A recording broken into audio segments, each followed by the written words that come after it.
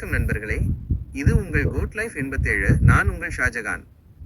நம்ம ஊர்ல நடக்க போற அந்த மாபெரும் நற்பணியை பத்தி ஏற்கனவே ஒரு வீடியோ போட்டிருந்தோம்.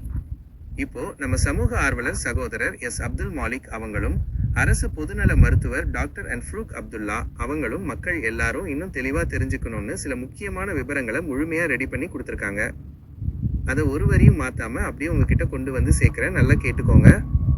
நண்பர் கொடுத்த விவரங்கள்: மருத்துவ உலகில் பல முன்னேற்றங்கள் ஏற்பட்டாலும் இன்றும் செயற்கையாக ஆய்வகத்தில் உருவாக்க முடியாத ஈடு இணையற்ற ஒரு உயிர் காக்கும் மருந்துகளுள் ஒன்றாக இரத்தம் திகழ்கிறது.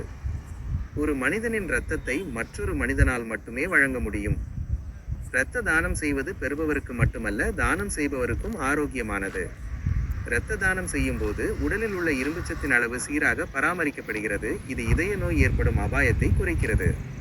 மேலும் இரத்தம் வழங்கிய சில நாட்களிலேயே எலும்பு மஜ்ஜை புதிய இரத்த அணுக்களை உற்பத்தி செய்வதால் உடல் புத்துணர்ச்சி பெறுகிறது.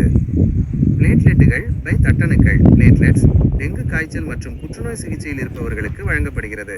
இரத்தத்திற்கு ஏன் மாற்று இல்லை?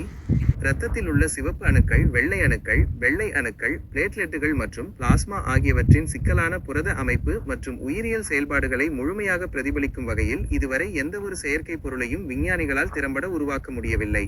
இரத்தத்தில் உள்ள நுண்ணிய நோய் எதிர்ப்பு ஆற்றலும் ஆக்சிஜன் கடத்தும் திறனும் இயற்கையாலேயே வழங்கப்பட்ட வரமாகும். எனவே இரத்தத்திற்கு இரத்தம் மட்டுமே மாற்றாகும்.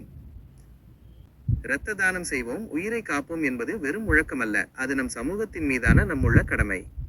நாம் அனைவரும் ஆரோக்கியமாக இருக்கும்போது மற்றவரின் உயிரை காக்க முன் வருவது உயர்ந்த அறம். 3 மாதங்களுக்கு ஒருமுறை பாதுகாப்பாக இரத்த தானம் செய்யலாம்.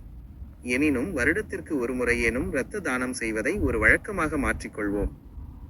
ஒரு சிறிய ஊசி குத்துதல் மட்டுமே ஒரு குடும்பத்தின் ஒட்டுமொத்த மகிழ்ச்சியை திரும்ப பெற்றுத்தரும் என்றால் அதைவிட பெரிய விஷயம் என்ன இருக்க போகிறது?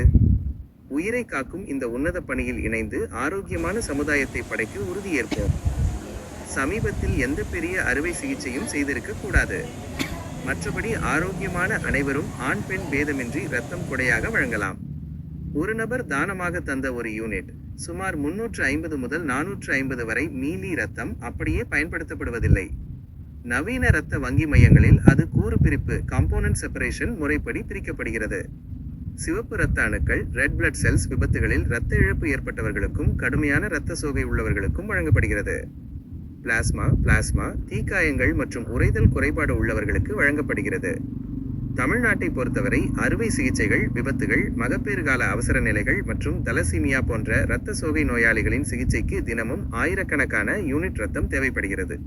மக்கள் தொகை பெருக்கம் மற்றும் மருத்துவ வசதிகளின் அதிகரிப்பால் இந்த தேவை நாளுக்கு நாள் உயர்ந்து கொண்டே இருக்கிறது. இந்தியாவில் இரத்த தானம் செய்ய விரும்புவோர் பின்வரும் தகுதிகளை பெற்றிருக்க வேண்டும். வயதை பொறுத்தவரை 18 வயது முதல் 65 வயது வரை இருக்க வேண்டும். எடையானது குறைந்தபட்சம் 45 கிலோ இருக்க வேண்டும்.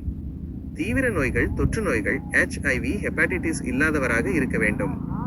முடிவுரை: வர்ற மே 25, 2026 திங்கட்கிழமை சிவகங்கை மாவட்டம் இளையான்குடியில் மேலப்பள்ளிவாசல் ட்ரஸ்ட் மற்றும் சிவகங்கை அரசு மருத்துவக் கல்லூரி இரத்த வங்கி இணைந்து நடத்த உள்ள இரத்த தான முகாம் காலை 9 மணி முதல் மேலப்பள்ளிவாசல் பெண்கள் மேல்நிலைப்பள்ளியில் நடைபெறுகிறது.